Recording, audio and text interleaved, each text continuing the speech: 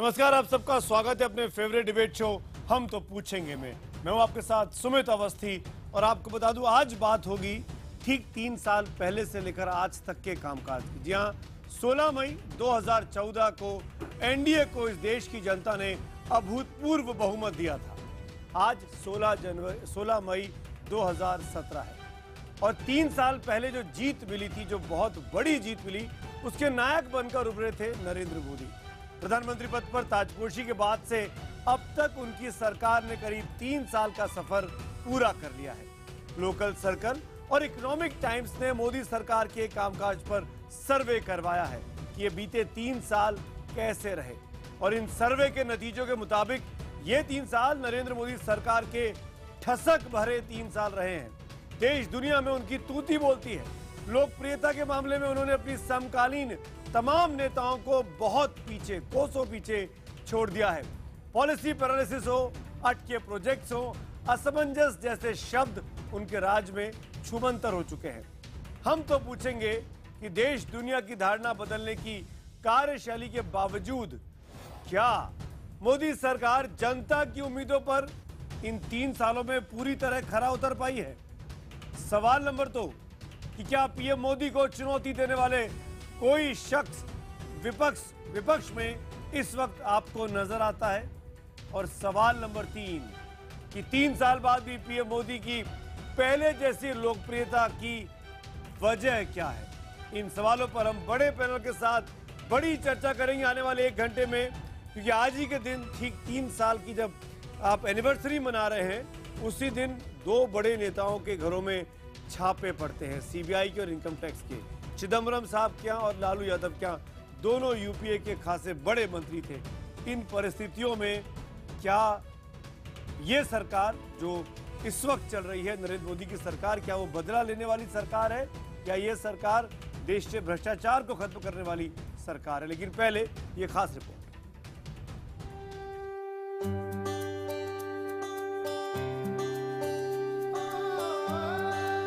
उपलब्धियों का डंका। देखो आसमान में खिलकर सूरज निकल रहा है, सरकार पर सवाल दिखाई देता है।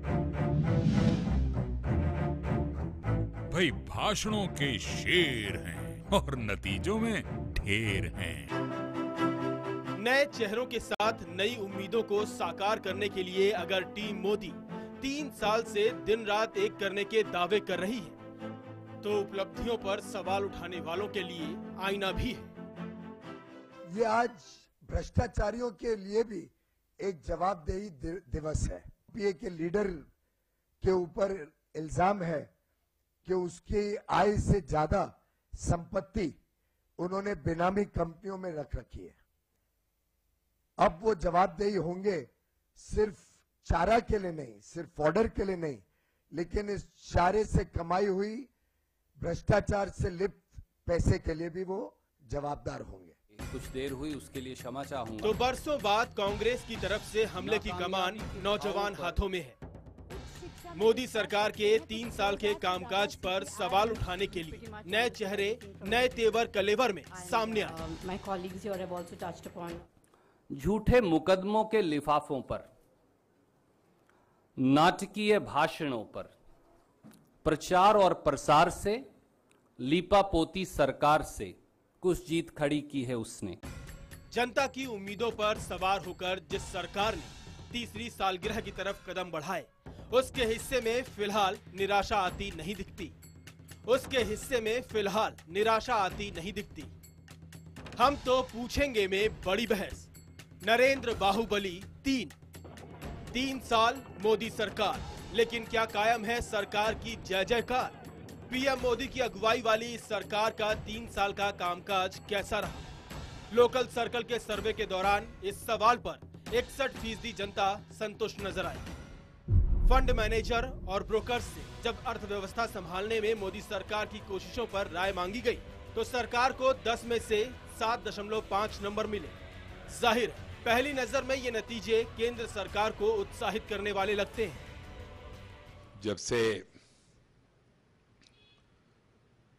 सत्ता में आए, हमारा सरकार का पूरा ध्यान विकास और गरीबी उन्मूलन, सुशासन, इन्हीं विषयों के ऊपर रहा है।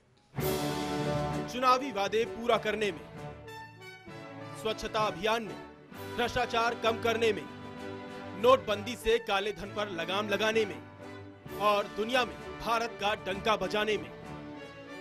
इस सरकार ने जो कुछ किया उसे जनता ने पसंद किया, लेकिन सियासी गणित हमेशा सीधी नहीं होती। लोकल सर्कल ने मोदी सरकार के 2 साल पूरा होने पर भी ऐसा ही सर्वे किया था।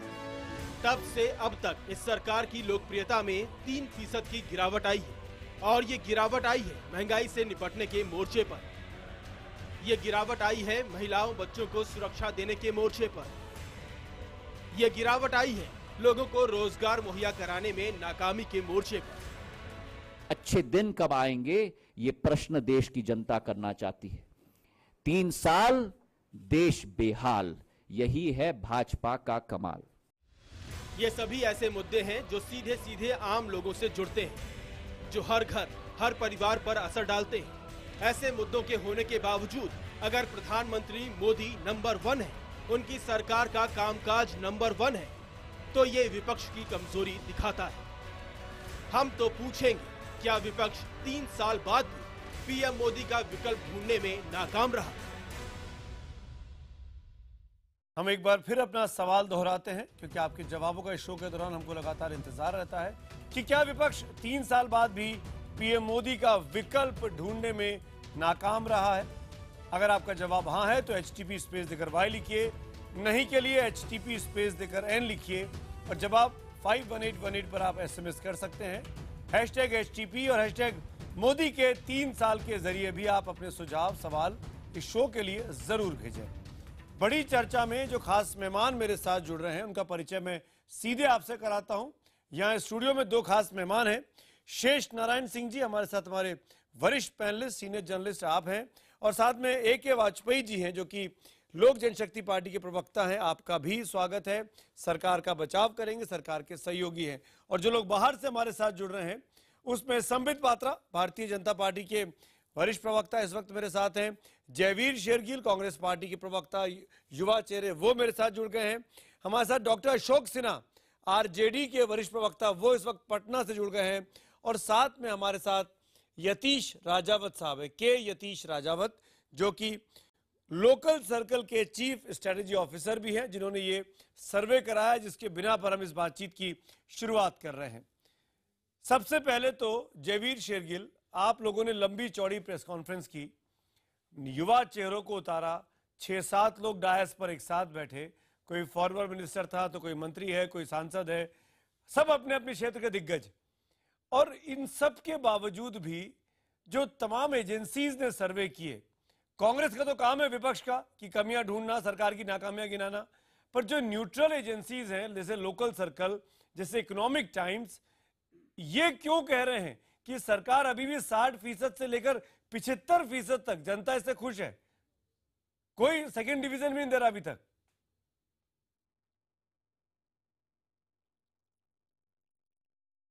जी 3-4 बातें रखना चाहूँगा। सबसे पहले तो ऐसे सर्वे 2003 दिसंबर के बाद भी हुए थे, यही संस्थाएं थी, यही ऑर्गेनाइजेशंस थी।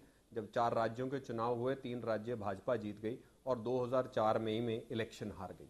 सर्वे होते हैं, उनका काम है, सच कितने होंगे या झूठ कितने होंगे ये 2019 का चुनाव बताएगा, पहला। दूसरा, अगर आप पीछे तथ्य देखें, पिछले 3 साल का जो मोदी सरकार का रिपोर्ट कार्ड है वो लाल लकीरों से भरा गया है। उसके 3-4 स्पष्ट कारण हैं।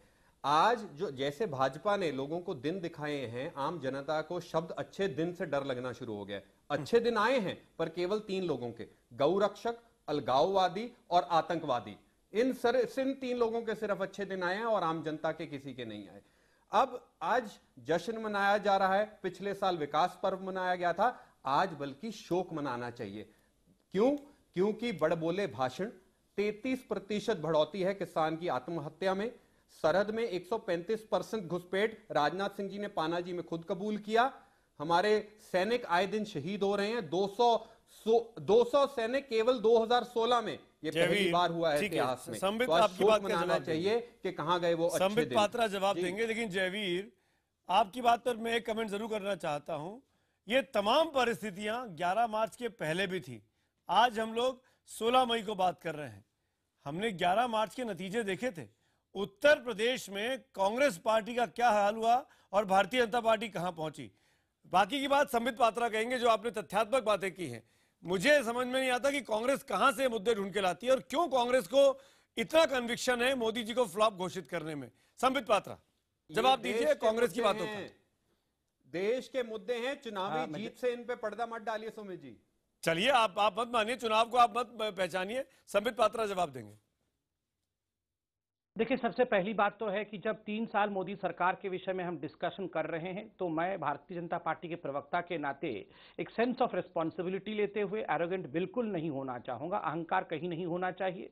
दूसरी बात है, जनता ने हमें इतना प्यार दिया, सर्वे में दिया, उसके लिए जनता को सलाम। और दूसरी सबसे बड़ी बात है, सर्वे जो सबसे बड़ा डेमोक्रेसी में होता है वो चुनाव होता है। अभी हाल फिलहाल में 5 राज्यों में चुनाव हुए हैं और उनके नतीजे सर्वे के रूप में ही हमारे सामने आए हैं। 325 सीट बनाम 7 सीट, 7 सीट कांग्रेस का है। ये अहंकार की बोली नहीं है, ये एक बहुत बड़ा सर्वे है हिंदुस्तान के सबसे बड़ा राज्य का। मैं आपसे केवल 30 सेकंड लूंगा और क्या क्या अचीवमेंट है बहुत छोटे में रखूंगा। 7.45 करोड़ मुद्रा योजना से हमने लोगों को स्वरोजगार दिया है।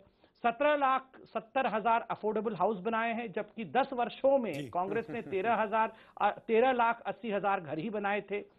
30 करोड़ लोगों को जनधन योजना के अकाउंट खोले हैं। 3 करोड़ टॉयलेट बनाए हैं। 2016-17 एक वर्ष में 47,447 किलोमीटर सड़क बना, जबकि 2013-14 में जब कांग्रेस की सरकार थी 25,000-3,016 किलोमीटर सड़क बनी थी। 5.6 करोड़ सॉइल हेल्थ कार्ड बांटे गए। ठीक, 22 करोड़ एलईडी बल्ब बांटे गए। 10,000 करोड़ रुपए हिंदुस्तान के बचे हैं। 50,000 kilometre circuit transmission line add किया गया मात्र 2 वर्षों में। 46,000 मेगावाट जनरेशन कैपेसिटी बढ़ा। एलपीजी कनेक्शन, ये एलपीजी कनेक्शन से लेकर पानी की कनेक्शन हो, चाहे यूरिया का प्रोडक्शन हो, इतनी बड़ी फहरिस्त है 3 साल में जो अचीवमेंट है। मैं पढ़ता जाऊंगा। जयवीर, मैं आऊंगा आपके पास। जयवीर हाथ उठा रहे हैं, लेकिन और पैनलिस्ट को ये मौका दे तो फिर मैं आता हूं।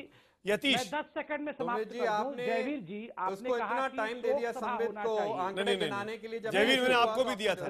जयवीर, मैंने आपको भी दिया था, ऐसा मत कहिए। मैं I can't be unfair to you, you know this. आपने शोक सभा की बात की तो कांग्रेस वाले शोक सभा मनाए अपना, हमें कोई उससे आपत्ति नहीं है। आप जरूर शोक सभा मनाएं। ठीक है।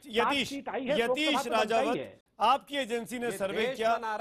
एक minute Jaiveer please. Yatish Rajawat local circle ने जो सर्वे किया, अगर मैं उसकी स्पेसिफिकली बात करूं यतीश, 61% लोग सरकार के कामकाज से खुश नजर आते हैं। 3 साल के बाद भी उस पॉपुलैरिटी को मेंटेन कर पाना जो 2014 में मिली थी, क्या आपको लगता है कि यह बहुत बड़ा अचीवमेंट है नरेंद्र मोदी के व्यक्तित्व का? देखिए, ये डायरेक्टली प्राइम मिनिस्टर की उपलब्धि ही मानी जाएगी, क्योंकि किसी भी सरकार अपने तीसरे साल आते आते काफी तितर बितर हो जाती है।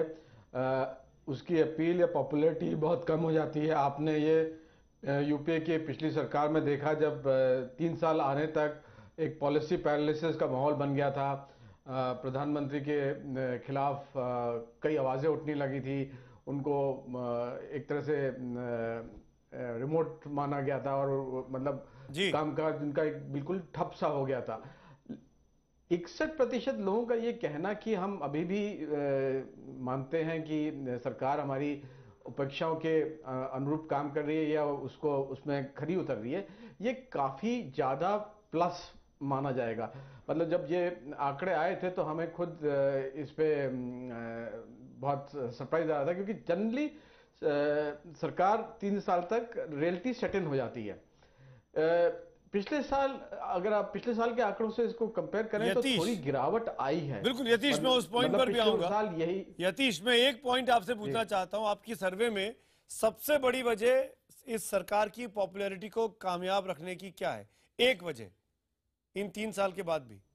देखिए, एक वजह तो नहीं कह सकते, क्योंकि जब ये सर्वे किया तो हमने 21 पैरामीटर्स पे किया और 21 पैरामीटर्स में कुछ जगह सरकार कमजोर भी दिखी है, और जिस चीज पे अच्छी दिखी वो जैसे डायरेक्ट बेनिफिट ट्रांसफर है, उसका सीधा जो बेनिफिट है वो लोगों को दिखा है।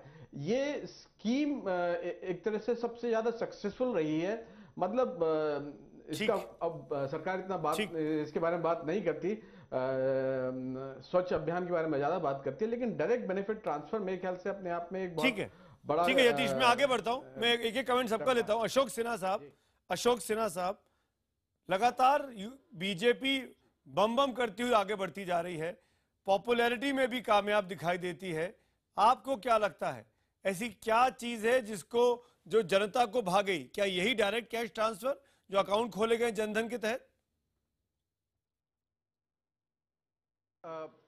सुमित जी, हम सर्वे से अलग जरा बात करेंगे।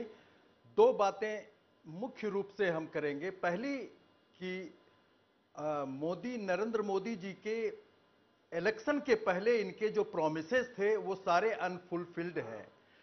सेकंड, हम आज के इकोनॉमिक और सोशल पैरामीटर की बात करेंगे, उसमें क्या वृद्धि हुई। तो दोनों अकाउंट पे हम पाते हैं कि नरेंद्र मोदी की सरकार performance wise up to mark नहीं है। जहां पॉपुलैरिटी की बात कहते हैं तो ठीक ही कहा गया है कि 2004 में जब चुनाव हुए थे उस समय हर कोई कह रहा था कि अटल बिहारी वाजपेयी ही रिपीट किए जाएंगे। तो चुनाव जो होते हैं उसमें बहुत से पैरामीटर देखे जाते हैं और सर्वे तो फिर अलग अलग, जैसा यतीश ने भी कहा कि डिफरेंट पैरामीटर को मानकर हमने ये सर्वे किया है। आपकी तो बात का जवाब वाजपेयी जी देना चाह रहे हैं, हेडलाइन का वक्त हो रहा है। लेकिन वाजपेयी जी आप जवाब दे दीजिए 30 सेकंड्स में। ये ऐसा है कि ये दो धारा बढ़ चुकी हैं, एक ईमानदारी की है, एक करप्शन की है। बड़ी बात चल रही है कि अपोजिशन इकट्ठा हो जाएगा, एकत्रित होकर मोदी जी को परास्त करेगा।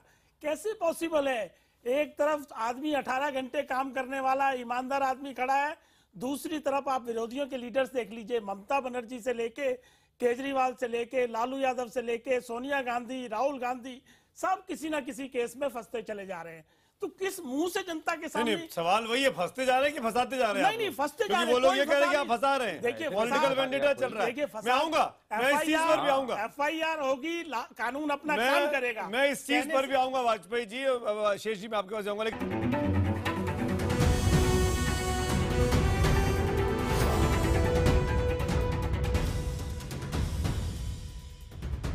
सर्वे होते हैं, उनका काम है। सच कितने होंगे या झूठ कितने होंगे ये 2019 का चुनाव बताएगा। सर्वे जो सबसे बड़ा डेमोक्रेसी में होता है वो चुनाव होता है। अभी हाल फिलहाल में 5 राज्यों में चुनाव हुए हैं और उनके नतीजे सर्वे के रूप में ही हमारे सामने आए हैं। 325 सीट बनाम 60 सीट कांग्रेस का है। ये अहंकार की बोली नहीं है, ये एक बहुत बड़ा सर्वे है हिंदुस्तान के सबसे बड़ा राज्य का।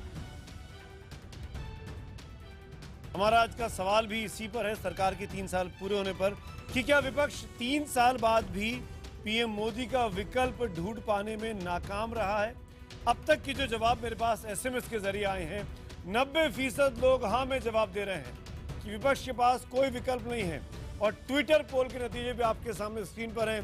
91 करीब वही सिमिलर 90-91% लोग कह रहे हैं कि विपक्ष के पास कोई विकल्प नहीं है पीएम मोदी का। और शायद इसी नोट से डिबेट की शुरुआत इस सेगमेंट में करनी पड़ेगी। शेष जी, क्या यही वजह है प्रधानमंत्री मोदी की लोकप्रियता बरकरार रहने की? क्योंकि उनके सामने कोई नहीं है। विपक्ष, जनता ये तय नहीं कर पा रही कि मोदी बनाम कौन, राहुल गांधी की, अरविंद केजरीवाल की, अखिलेश यादव की, ममता बनर्जी। इसी का फायदा मोदी जी को, बीजेपी को मिल रहा है, इसका भी फायदा? 100%। दो बातें हैं। एक तो ये है कि ये जो विपक्ष में लोग हैं, मैं 50 साल से राजनीति को ऑब्जर्व कर रहा हूँ। 67 में जब मैं इंटरमीडिएट पढ़ने गया और तब से मैंने कभी नहीं देखा किसी जिला हेडक्वार्टर पे या किसी राज्य के हेडक्वार्टर पे या दिल्ली में कि हर हफ्ते जुलूस न निकलता हो, रोजी रोटी जो दे न सके जो वो सरकार निकम्मी है, तरह तरह के नारे लगते रहते थे। आज और महिलाएं, बीजेपी वाले तो बेलन लेके महंगाई के खिलाफ उनकी महिलाएं निकल पड़ती थी। आज जब कांग्रेस की प्रेस कॉन्फ्रेंस सुनी तो मुझे लगा कि यार बीजेपी फेल तो हो गई, लेकिन ये लोग वही एयर कंडीशन दफ्तर में बैठ के हम लोगों के जरिए अपनी बात कहने की कोशिश करते हैं, मीडिया के जरिए। आप जुलूस में क्यों नहीं जाते? आप अगर मोदी फेल हुए हैं तो उनको जनता के सामने बताओ, जुलूस में जाओ, मोर्चा करो, नहीं करते।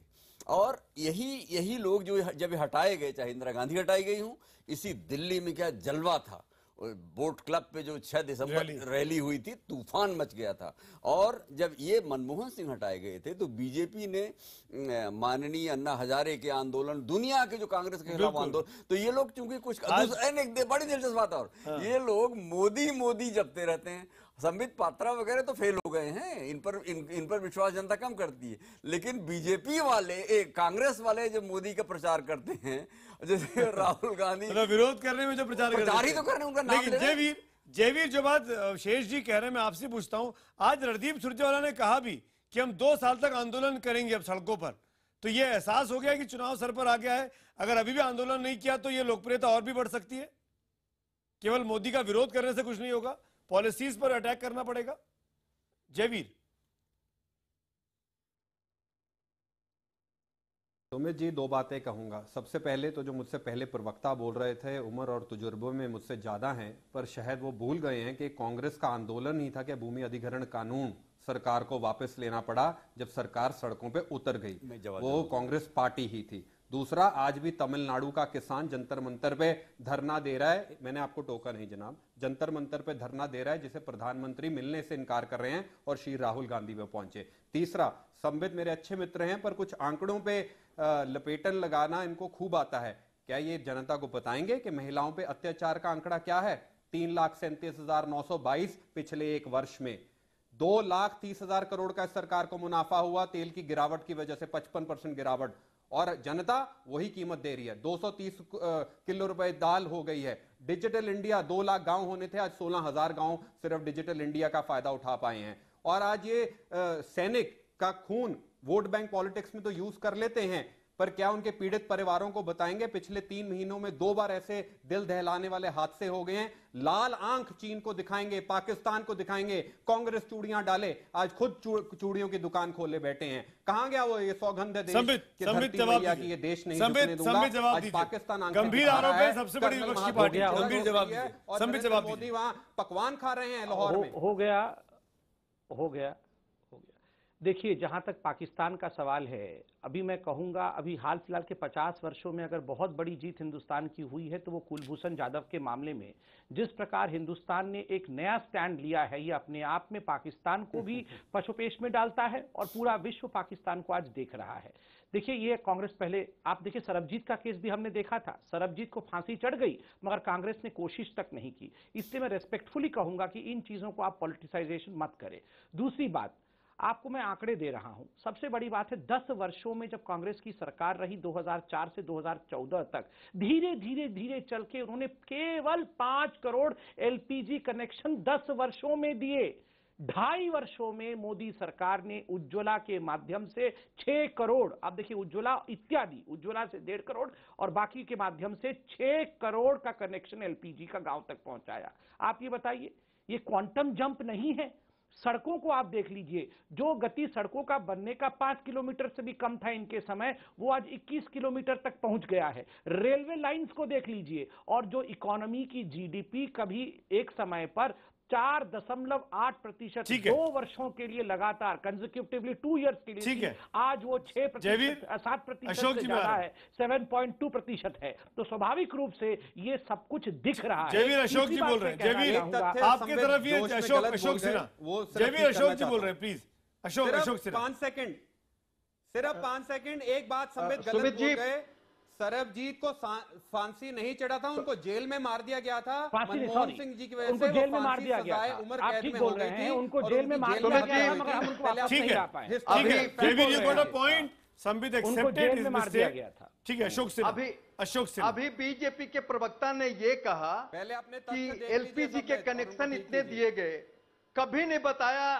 बीजेपी के प्रवक्ता ने कि 10 लाख करोड़ का जो एनपीए है 50% 50 लोगों के हाथ में, सिर्फ केवल 50 लोगों के हाथ में 40% है। तो ये इनका क्रोनी कैपिटलिज्म भी तो बढ़ा। और जो ये बता रहे थे अभी, इन्होंने बताया कि इस तरह से हमने इतने लोगों को, पाकिस्तान को ये किया।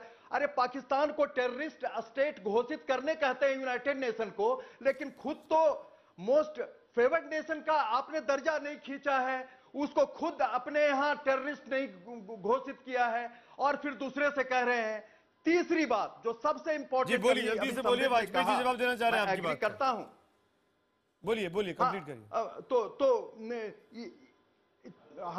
तो ये पाकिस्तान को ये कर, और अगर हमने कुलभूषण जाधव के केस में सफलता पाई तो 48 से लेकर आज तक हमने आईसीजे में कभी बायलैटरल इशू को ले जाने की कोशिश नहीं की थी। तो ये हमारे स्टैंड के नेशनल पॉलिटिक्स की बात न करिए, पहले बिहार का जवाब दीजिए। बिहार में आपने गरीब लोगों के करोड़ों रुपए खाकर आपने चारा घोटाला में करके सारे बिहार को कहां पहुंचाया? कितने गैस कनेक्शन आपने, आप जब सत्ता में 20 साल रहे तो तभी आपने दिए थे, उसका जवाब दीजिए ना। नहीं दे रहे हैं। नहीं, मेरी बात का जवाब तो दीजिए। आपको घुसने, आपको तो हक ही नहीं बोलता है कि आप इस तरह की बात सरकार से पूछें। सरकार ने जितने काम किए आप उसका बिहार में कहीं साया भी नहीं पर नहीं देंगे, और जब तक बिहार में आप नहीं घुसेंगे तब तक 2019 में आप नहीं, वो चुनाव की बात छोड़िए, 2019 आएगा तो उससे मोदी जी के ग्राफ कहां पहुंचेगा ये आप सोच भी नहीं सकते। आप अपने नेता की जो जिम्मेवारी है उसका जवाब दीजिए कि 1000 करोड़ के 22 फार्म हाउस जो दिल्ली में आपके नेता और उसके परिवार के लोगों ने खरीदे, उसके बारे में आप क्या कहना चाहते हैं? दुख है आप तो ये बात तो सच है ना अशोक जी, इसका तो जवाब चाहिए ना केजरी को। अशोक जी जो ये एक के ऊपर एक मत बोलिए, बारी बारी से बोलता है। अशोक जी, वाजपेयी जी ने सवाल उठाया, आपके नंबर 1 परिवार ने, लालू जी के परिवार ने हजारों करोड़ों की प्रॉपर्टी बनाई दिल्ली के अंदर, उस बाबत क्या कहेंगे आप? आज आप छापे भी झेल रहे हैं। आप पहली बात तो कि मैं क्लियर कर दूं आपके प्रतिष्ठित चैनल के माध्यम से, ये बताएं कि कहां 22 जगह छापे पड़ रहे हैं। दूसरी, ये खुद ज्यूरी है और खुद जज बनते हैं। तो आप ये कह रहे हैं कि आज आपके यहाँ छापे नहीं पड़े? आप ये कह रहे हैं कि आज आपके यहाँ छापे नहीं पड़े? हमने तो, आप ये कह रहे हैं आज आपके यहाँ छापे नहीं पड़े? 22 जगह कहां छापे पड़े? नहीं, एक जगह भी, अरे चलिए एक जगह भी पड़ा, सुमित जी, एक जगह भी पड़ा, एक जगह पड़ा। हाँ, तो इनकी सरकार है, एक जगह पड़ा ना सुशील मोदी पे। सुनिए ना, अरे आपने 1 करोड़ रुपए में खरीदी नहीं खरीदी? सिन्हा साहब देखिए, 1 रुपए की चोरी हो या 100 रुपए की या 100,000 की चोरी है। वो तो दादू के दामाद ने शिवराज चौहान पे कहाँ छापा लगाया? मैं तो छापे में जा ही नहीं रहा हूँ। आपने शुरू किया 22 छापे। दाऊद इब्राहिम से है बाबा सिन्हा साहब, फेयर ट्रायल नहीं हो रहा है। सिन्हा साहब नहीं है। सिन्हा साहब देखिए, जांच एजेंसियों का काम है छापे डालना। अगर आपके घर में कुछ मिलेगा नहीं तो जांच एजेंसियां अपने आप अपना मुकदमा हार जाएंगी। तो छापों से क्यों डरना? तो अगर आप छापे पे पैनिक कर रहे हैं, इसका मतलब कहीं कुछ छुपा के रखा है क्या? क्यों परेशान है राष्ट्रीय जनता दल? हम नहीं डर रहे हैं। हाँ, हम कहां डर रहे हैं? हम नहीं डर रहे हैं छापों से। ये तो जांच एजेंसियों को कल जवाब देना होगा कि आपने क्या पाया। बिल्कुल ठीक, जांच एजेंसियों को जवाब देना होगा। संबित पात्रा होना चाह रहे हैं। मेरा केवल एक ही कहना है, सुमित जी अशोक जी पूरी करिए अपनी बात। सुमित जी, हमको केवल एक ही चीज कहना है कि 2019 में आपको कहना पड़ेगा कि कटप्पा ने इस बाहुबली को कैसे मारा बिहार में। बिल्कुल, हम आज ही कहने को तैयार हैं। ये है विपक्ष की एकता बीजेपी के सामने बहुत बड़ी चुनौती है, पर विपक्ष में एकता है कहाँ? खैर, संबित पात्रा जवाब दीजिए। मैं आ सकता हूँ क्या? संबित पात्रा जवाब दीजिए। अरे देखिए, तब हम लोग मिले मैं हुए पहले हैं। अरे भल्लाल जी आप ऐसे मत बोलिए। ये देखिए, विपक्ष में सारे भल्लाल सेन बैठे हुए हैं और बाहुबली पे सवाल उठा रहे हैं, ऐसे मत करिए। और देखिए अशोक जी, आप हम पे चिल्ला रहे हैं, जिन्होंने निरीह गाय भैंस बकरी किसी को नहीं छोड़ा, उनका चारा खा गए, आप हम पे इतना चिल्ला रहे हैं। और लालू प्रसाद यादव तो इस भारतवर्ष के पहले रजिस्टर्ड करप्ट मंत्री हैं। नहीं, वो रजिस्टर्ड करप्ट पॉलिटिशियन, और ठप्पा लगा है सुप्रीम कोर्ट का, ये रजिस्टर्ड करप्ट पॉलिटिशियन है और उनको निकाल दिया पार्लियामेंट से। फिर भी आप इतना चिल्ला रहे, गाली दे रहे हैं। काहे गाली दे रहे हैं? वो निष्कासित हुए हैं पार्लियामेंट से। अरे वो पार्लियामेंट से डिस्क्वालीफाई होकर निकल गए हैं। सुप्रीम कोर्ट ना कोई गाली दे रहे हैं। अरे नहीं, गाय नहीं, भैंस नहीं, बकरी को नहीं छोड़ा, हम पे चिल्ला रहे सुप्रीम हैं। कोर्ट को- ऐसे सुनिए साहब, ऐसे मत चिल्लाइए, ऐसे मत सुप्रीम कोर्ट को आप चिल्लाइए। गाली ये दे आप रहे हैं। बताइए, नहीं सुनिए, मैं आपको बताता हूँ। ये जो दिखा रहे हैं, ये जो एड्रेस दिखा रहा है ये अभी टीवी, आप इतने बड़े बड़े घर आपके दामाद ने बनाए हैं। लालू प्रसाद यादव जो कितने में खरीदा है? औने पौने रेट में।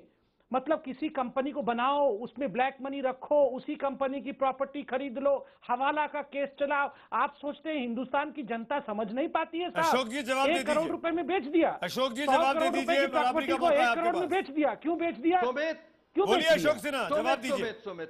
जवाब दीजिए अशोक सिन्हा। हाँ 30 सेकंड। सुमित जी,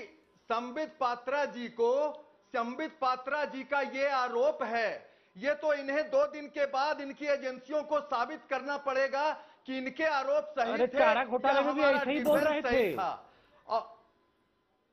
हाँ तो क्या कहिएगा, सुप्रीम कोर्ट ने डीए केस में बरी कर दिया, यानी कि हमारी आय बरी के कर अधीन दिया। ही है हमारे अरे बेल income। पे बाहर ये 2 साल हैं, पहले हुआ ना। डिस्क्वालीफाई होके पार्लियामेंट से बाहर निकले आप हैं, सुप्रीम कोर्ट को शहाबुद्दीन क्यों के आगे गाली दे जाके रो रहे रहे हैं और ऊपर से नहीं, हम नहीं। लोग को बोल रहे हैं। आप सुप्रीम कोर्ट को ना, गाली मैं क्यों किसी को- दे रहे हैं? ना, सुप्रीम मैं- कोर्ट ने हमारे अरे ऊपर मैं लालू DA जी को केस गाली में दूंगा, बरी आप किया। जाके शहाबुद्दीन को आप दोनों कंप्लेन कर अपने दीजिएगा, मुझे मुद्दे पता है। माफी के साथ संबित पात्रा और अशोक सिन्हा मुद्दे पे बात करेंगे तो ठीक है, नहीं तो मैं नहीं तो बहुत से आंकड़े हैं जो यतीश राजावत के देखिए, लोकल सर्कस ने मीसा किए भारती जी हैं, वो ने- ग्राफिक्स भी मीसा दिखाने भारती जरूरी जी है ने जनता को। लेकिन माफी के साथ ब्रेक का वक्त है, ब्रेक के उस पार आगे बढ़ेंगे और ये जानना चाहेंगे भारतीय जनता पार्टी के नेता संबित पात्रा से कि जो मोदी जी की लोकप्रियता थी 2016 में 64% के आसपास, वो 2017 में 61% पे क्यों आ गई? ये 3% की गिरावट भी इसी लोकल सर्कल के सर्वे में सामने आई है। ब्रेक के उस पार।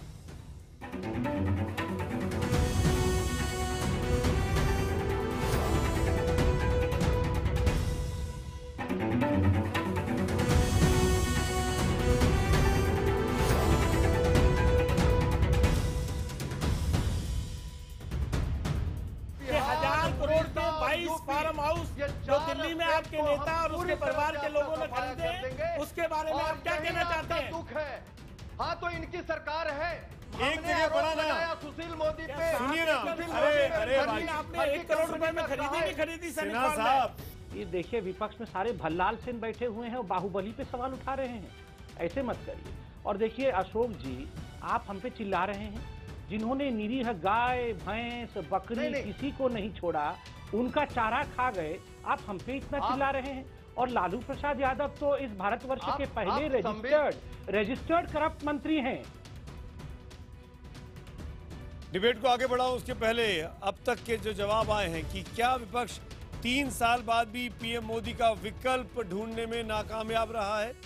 अब तक आए जवाबों के मुताबिक एसएमएस पोल पर अब 94% लोग हमें जवाब दे रहे हैं और ट्विटर पोल आपके सामने है।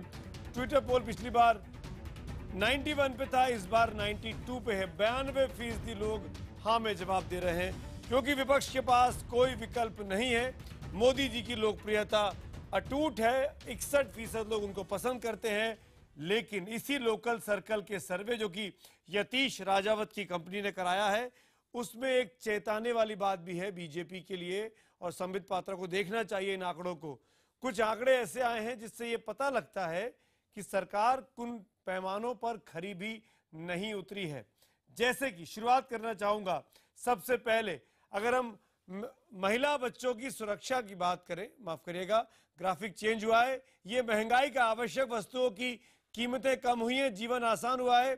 66% लोग नहीं में जवाब देते हैं, यानी महंगाई से 66% लोग परेशान हैं तीसरे साल में। दूसरा सवाल था महिला सुरक्षा को लेकर, बच्चा सुरक्षा को लेकर, वो आपके सामने है।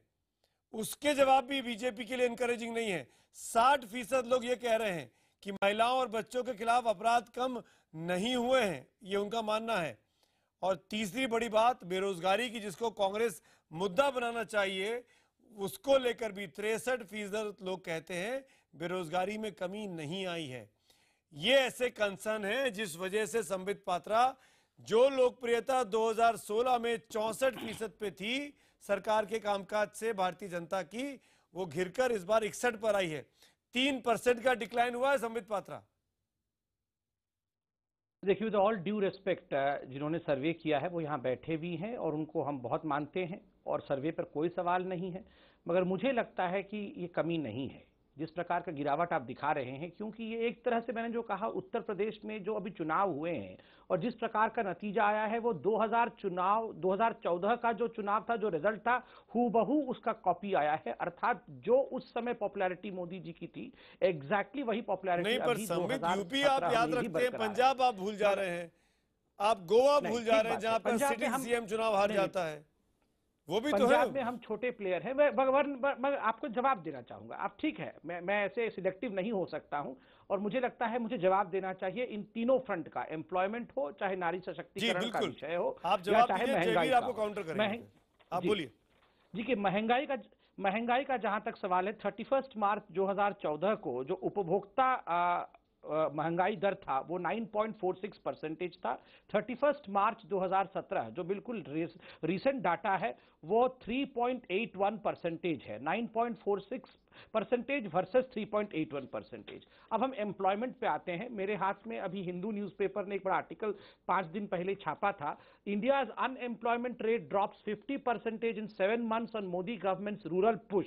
और यह SBI, state bank of India, जो सबसे बड़ी बैंक है हिंदुस्तान की, उसकी रिसर्च बैंक का डाटा है। उन्होंने दिखाया है कि 50% ड्रॉप क्यों हुआ है। जो 48,000 करोड़ रुपया मनरेगा में लगा था, रूरल सेक्टर में एम्प्लॉयमेंट बहुत बड़े स्तर में बढ़ा है। आंगनवाड़ी में 166%, ड्रॉट प्रोफाइलिंग में 158%, रूरल ड्रिंकिंग वाटर में 698%। जवाब दे रहे हैं, तो ये एम्प्लॉयमेंट में भी बढ़ा है। जयवीर, पहले तो संबित ने कहा कि ये बहुबली और हम विपक्ष जो भी इन्होंने कहा, पर ये ऐसे बहुबली हैं जो मानते हैं मेरा भाषण ही सिर्फ शासन है, मेरे लच्छेदार भाषण ही मेरा शासन है, इस मेरी नियत और नीति कुछ नहीं है, मैं सिर्फ ट्विटर पे राज करता हूं। ये ऐसे बहुबली हैं। ये बहुबली रहेंगे या खलनायक रहेंगे, 2019 में फैसला आ जाएगा। दूसरा, संबित कांग्रेस और भाजपा से उठ के बात करते हैं। माननीय राष्ट्रपति प्रणब मुखर्जी ने क्या कहा, 7 साल में ये पहली बार हुआ है कि इतनी बेरोजगारी है इस देश में। इतनी रोजगार इस सरकार ने पैदा नहीं की जितनी बेरोजगारी। हिंदू का आर्टिकल कोट करते हो, हिंदू से एक दिन पहले एक और खबर आई, 66% गिरावट है आईआईटी की हायरिंग में। सोचिए इस देश में आईआईटी की में 66% ड्रॉप है, तो बाकी संस्थाओं का क्या हाल हो रहा होगा। तो यह है एम्प्लॉयमेंट का। 1 मिनट मैं पूरी बात कर लूं, आप अपने तथ्य रख देना। तीसरा, आप बेरोजगार की बात करें, स्किल इंडिया 2000 करोड़ 2100 करोड़ अगर प्रिसाइज सैंक्शन किया था, आज तक केवल 900 करोड़ इस्तेमाल हुआ है। सुप्रीम कोर्ट बार बार फटकार लगा रहा है, कब साफ होगी गंगा मैया, क्या हमारे इस जीवन में साफ हो जाएगी, कहां सरकार पैसा इस्तेमाल कर रही है और क्यों नहीं हो रही। यतीश, और आज आप हमें आंकड़े गिना रहे हैं। यतीश, आने वाले 2 साल बाकी हैं बीजेपी के लिए। ये जो 3 पैरामीटर्स हैं, महंगाई का, सुरक्षा का और बेरोजगारी का, क्या यही बड़ी चुनौती होने वाले? देखिए, अगर आप बेरोजगारी का आंकड़ा देखें तो करीब 63% लोग कह रहे हैं कि अनएम्प्लॉयमेंट घटी नहीं है। और ये आंकड़ा बहुत ही मतलब चिंताजनक इसलिए है क्योंकि अगर आज आने वाला युवक जो भारतीय जनता पार्टी का एक मुख्य वोटर है, उसको अगर आगे नौकरियां नहीं मिली तो ये लोग, जैसे आप देख रहे हैं, कई प्रदेशों में सड़कों पे आ जाएंगे और सड़कों पे आके यही लोग आंदोलन करेंगे और यही लोग विपक्ष के आंदोलन में भाग लेंगे, जो और यही प्रक्रिया फिर दोबारा शुरू हो जाएगी। जी, जो संबित जी कह रहे थे WPI के बारे में या CPI के बारे में, उसको हमने कॉस्ट ऑफ इन्फ्लेशन के बारे में नहीं पूछा, हमने पूछा कि कॉस्ट ऑफ लिविंग, यानी कि आपका जीने के खर्च बढ़ा है कि नहीं बढ़ा है, क्या आप जो एसेंशियल कमोडिटी इस्तेमाल करते हैं उनका दाम बढ़ा है या नहीं बढ़ा है। तो 66% लोगों ने कहा कि इसमें कोई गिरावट नहीं आई है, यानी कि ये बढ़ रहे हैं इनके दाम। तो ये चीजें बहुत चिंताजनक हैं। और अगर ये इसी तरीके, एक तरफ नौकरी नहीं है, यानी कि घर की आय कम होगी, दूसरी तरफ भाव अगर बढ़ते रहे, कॉस्ट ऑफ लिविंग बढ़ती रही, तो आदमी परेशान होगा और परेशानी कहां उतरेगी, सरकार पे उतरेगी। शेष जी, आप इसमें ऐड करना चाहेंगे, क्या ये दो पैमाने सरकार के लिए परेशानी का सबब बन सकते हैं? बिल्कुल, और वो 12% भी उसी में जोड़ लो जो नहीं जानते, तो वो सारा 80 के आसपास पहुंच जाता है। इनके लिए चिंता की बात है। लेकिन जो दूसरी दिलचस्प बात है वो मैं कह दूं अगर आप इजाजत दें तो, जब अभी संबित को सुना तो मैंने, मुझे लगा कि तो सब यार बहुत सही हो गया, बेरोजगारी सब बढ़िया बता दिया कि महंगाई भी खत्म हो गई, बेरोजगारी भी खत्म हो गई। लेकिन वहाँ गाँव में से मैं आया हूँ 10 दिन वहाँ रह के, वहाँ हालात बहुत खराब हैं। तो इनका जो है डॉक्यूमेंट पोथी में ही है और वहाँ कुछ नहीं है। और कांग्रेस वाले मान्यवर जो कह रहे हैं कि ये बहुत बर्बाद कर दिया, दोनों की बातें अजीब स्थिति हम लोगों को सही लगती हैं। लेकिन श्रीमान जी, मैं वही कहना चाहता हूँ कि क्या ये मीडिया के मार्फत यहीं दिल्ली में 24 अकबर रोड में बैठ के ही 6-7 लोग ये दुनिया को बताना चाहते हैं कि ये बड़ा गड़बड़ है? अरे भैया, एक पॉलिटिकल टूल था, कांग्रेस ने इजाद किया था, महात्मा गांधी का था, जवाहरलाल नेहरू का था, और सारे संजय गांधी और इंदिरा गांधी इनके लीडर थे।